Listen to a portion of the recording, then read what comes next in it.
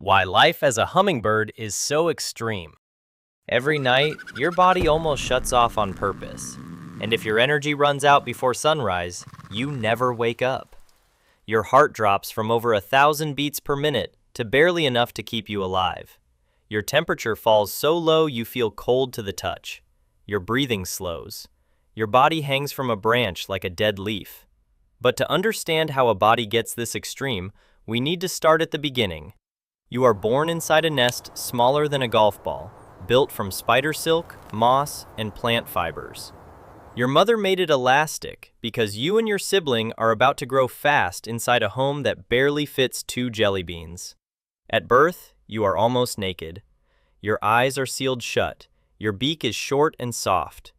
You weigh less than a paperclip. You cannot fly, cannot warm yourself, and cannot survive without your mother's body heat. Every few minutes, she leaves the nest. Not for seeds, not for worms, for nectar, the liquid sugar that will fuel your entire life. But sugar alone cannot build a bird, so she also catches tiny insects and spiders, crushes them into a protein paste, and pushes it straight into your throat with her needle-like beak. It looks gentle. It is not. It is emergency construction. Within days, pin feathers push through your skin. Your wing bones stretch. Your chest muscles thicken. Your heart grows into the engine that will control everything. By 3 weeks old, the nest is too small. Your wings twitch constantly. Your mother feeds you less often. That is the eviction notice. You climb to the edge. Below you is open air. Your body weighs about as much as a coin, but your survival now depends on one of the most extreme flight systems on Earth. You jump. For 1 terrible second, gravity owns you. Then your wings catch. They do not flap like normal bird wings. They rotate in a figure-8 pattern, producing lift on the forward stroke and the backward stroke.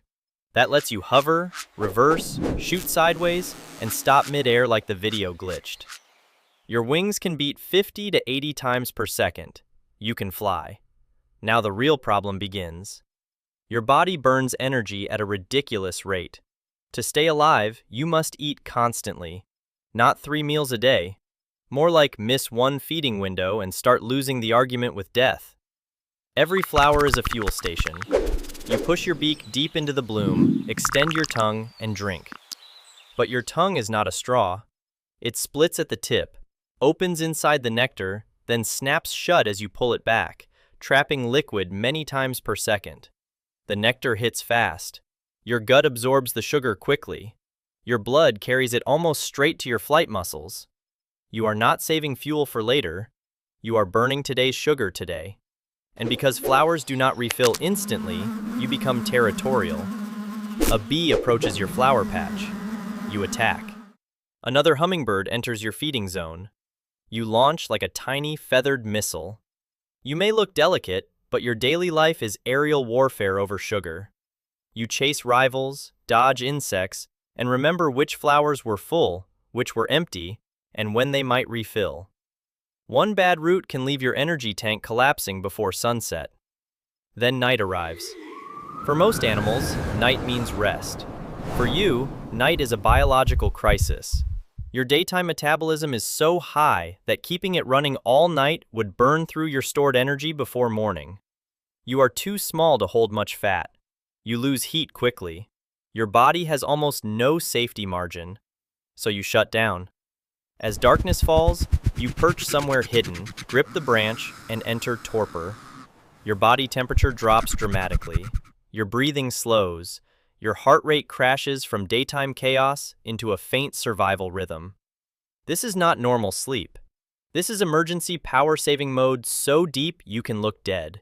It saves your life, but it makes you helpless. In torpor, you cannot react quickly. If cold rain hits, if a snake finds you, if an owl gets close, you may not wake in time. Morning is another fight. Your body burns stored sugar and fat just to warm itself back up. Your heart accelerates. Your muscles tremble. Your temperature climbs. Slowly, the frozen system comes online. Only then can you fly. If your energy reserves were too low when you entered torpor, there is no restart. But surviving one night is not enough. Some hummingbirds must migrate, and migration is absurd for a body this small. Before the journey, you enter a feeding frenzy. You drink nectar, catch insects, and build fat until your body mass can nearly double. Then you launch into the sky and burn that fat like rocket fuel. Some species cross hundreds of miles over open water, with no flowers, no branches, and no safe exit. Just wings, wind, and a fuel tank measured in grams. If you run out, you fall. If you survive, the same brutal schedule starts again. Feed, fight, burn, freeze, restart. Then breeding season takes over. If you are male, your entire body becomes a flying advertisement.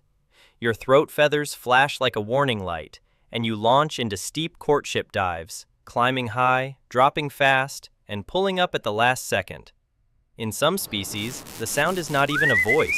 It is air ripping through specialized feathers in the wings or tail. But the performance costs fuel you barely have. Every dive burns sugar. Every chase drains the tank. And other males are doing the same thing nearby, turning the breeding grounds into a high-speed aerial contest, where one mistake means injury, starvation, or losing the female before she ever looks at you.